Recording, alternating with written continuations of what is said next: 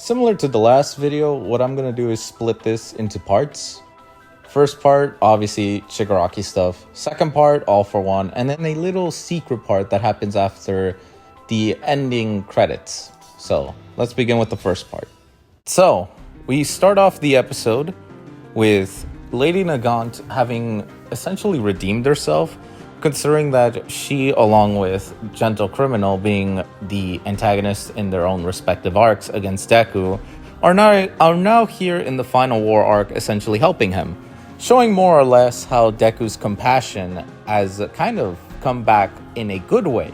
So his good karma, his good attitude, his willingness to reach out to them is essentially where Deku's character arc is going in the attempts with Shigaraki.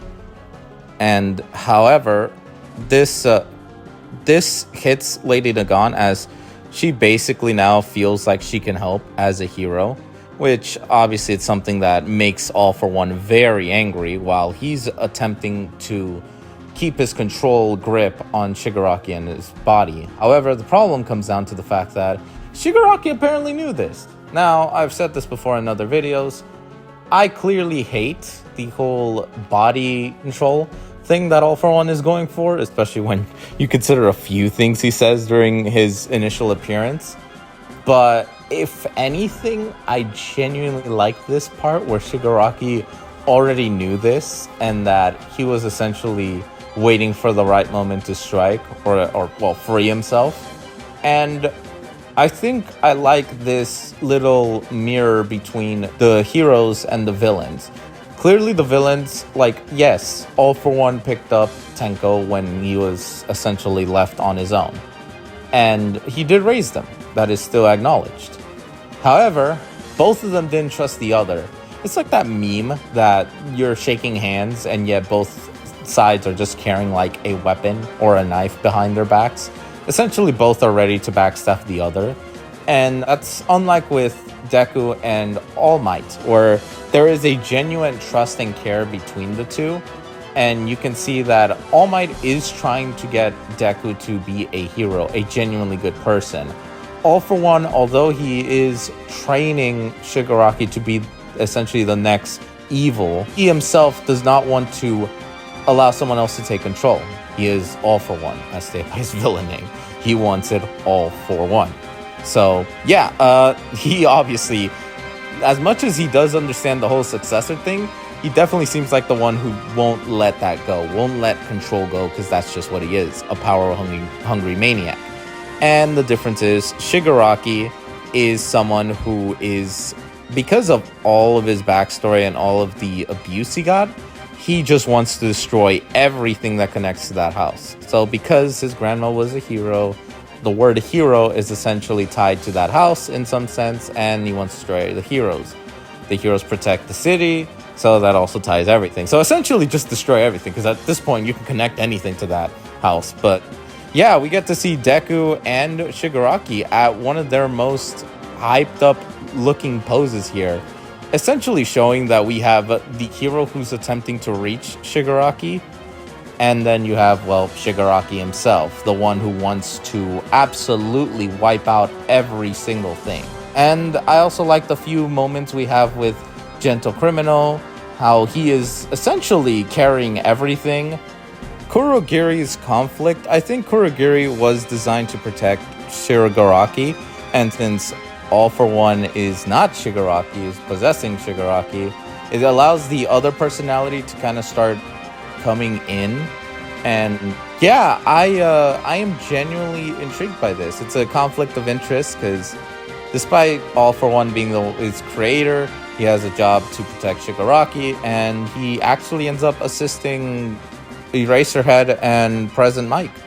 So yeah, this first portion is pretty cool. La Brava obviously geeking out about Gentle Criminal, showing how much she loves him and wants him to be shown the real credit that a villain can be redeemed. So we're also going with that portion. So there is a lot of things still going on. Once again, manga's fault for a lot of this. The anime's doing what it can, and I genuinely commend them because this all feels tied together.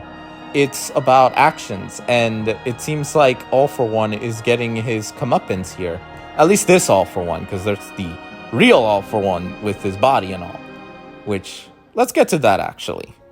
Okay, we're back to this area, and if I recall in the last video, I was not happy about this area, only because All For One is screwing around. Like, he could legit just use all of his quirks and knock everyone out. Like, no one is... Even if you can argue that Endeavor, if it wasn't for Dabi coming in and Endeavor was still fighting All For One, I don't even think Endeavor at this point can control him. Maybe with Hawks by his side, I can see those two still together can put a lot of problems to this version of All For One, but even then, I still don't see it as plausible. But that's getting besides the point. Something that's really helping them out is the Shiketsu High School.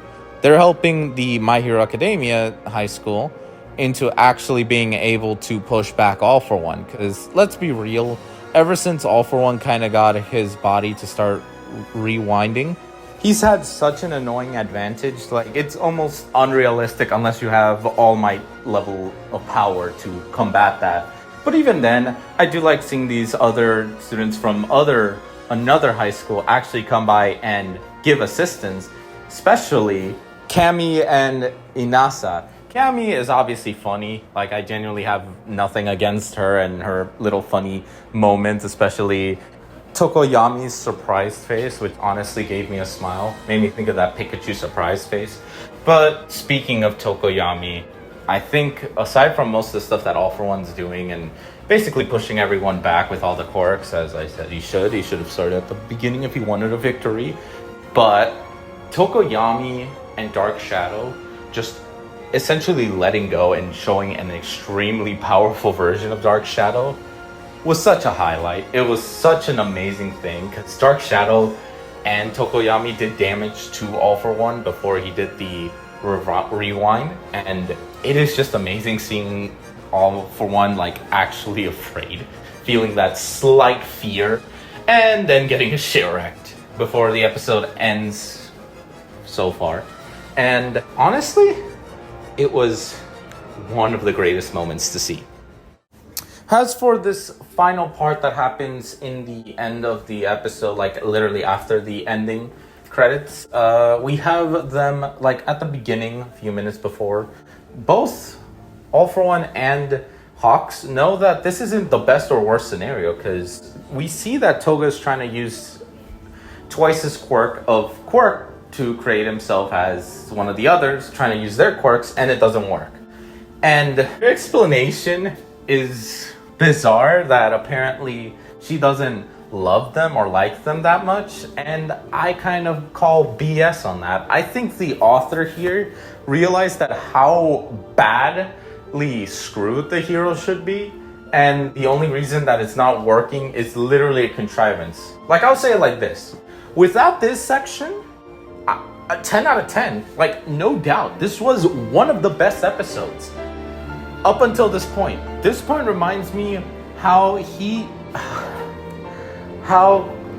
the author didn't really think of the logistics of how badly screwed the heroes are. And that is the problem with this. He went into another big all-out battle without giving a thought that the villains should have won. Because as much as we have overpowered Deku, and then when Bakugo comes back, a new and powerful Bakugo, which is a whole different thing I'll get into. Shoto, who showed to be really amazing, Dabi should have been knocked out. It's just plain and simple. And, yep, like, you think that Toga would be literally the end game for the heroes. But obviously then you have the whole teleporting thing, and that is where everything just should have went bad for the heroes and a loss for them. But that's what I'm seeing. Like, I don't hate My Hero. I genuinely don't hate it. It's just, it's things like this. I'm like, what kind of explanation is this? So yeah, this dumbs it down to an 8. Because this is stupid. But I will say one thing. I didn't think they'd show this. I'm only putting it at the end because YouTube is very annoyed if you put it at the beginning. But yeah, this I didn't think they would do it. I am genuinely surprised by the anime. Maybe I should give it a 9 out of 10 for that. Nah, I'm joking. It's an 8. It's still an 8 out of 10. This story plot that Toga can't use twice his quirk of being able to copy someone else's appearance and abilities is pretty fucking stupid.